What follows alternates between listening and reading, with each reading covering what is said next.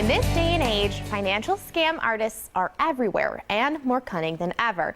It's important to recognize signs of fraud to protect your investments. Joining us now to share how you can do just that is Michael Herndon, Consumer Outreach Officer for the U.S. Commodity Futures Trading Commission. Welcome, Michael. Thank you. So what kind of financial scam should we be aware of in this day and age? There's all types of fraud out there. In my agency, what we see is a lot of times it's classic Ponzi schemes.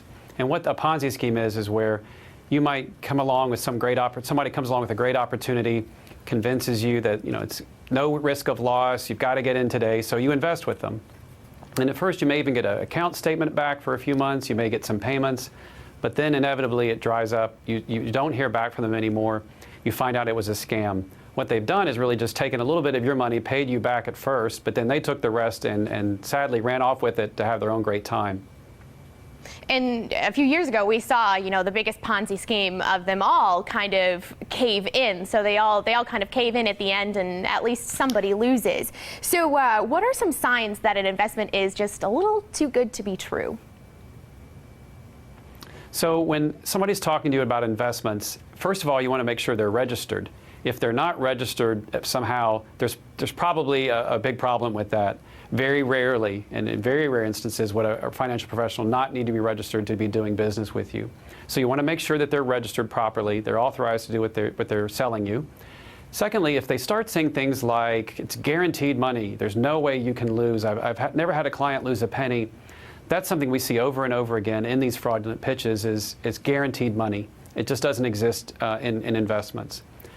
I also say that you need to think about when they say things like, it's limited time, you've got to get in today, there's only 2 spots left. What they're doing is pressuring you to make you not really think about it and rush you into the decision and hopefully, or in their minds, hopefully perpetrate fraud. Okay, so if you feel rushed, you're more likely to sign on that dotted line and give away all your money to someone who is fraudulent. Well, that's no fun. So can you tell us a little bit? That's a big red flag. Mm-hmm. Can you tell us a little bit about the CFTC Smart Check and how it can benefit an investor?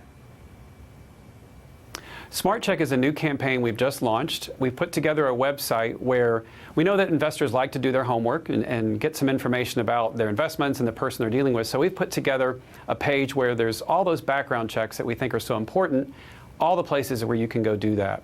And we've also got some news, some information to help you, guide you through the investment decisions. And then one thing we also did was some really interesting videos where you get to experience a fraudulent pitch yourself, and you get to make some decisions and see if you're going to get in or not. So we hope that it gives somebody experiences what a fraudulent pitch might sound like, so that in the future, if that comes across one of them, they're better prepared to stay away from it.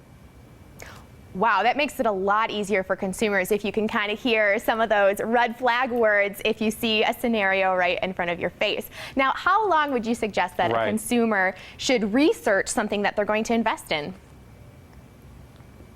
Well, I think the time is going to depend on what sort of investment they're in and what they're being pitched or being sold.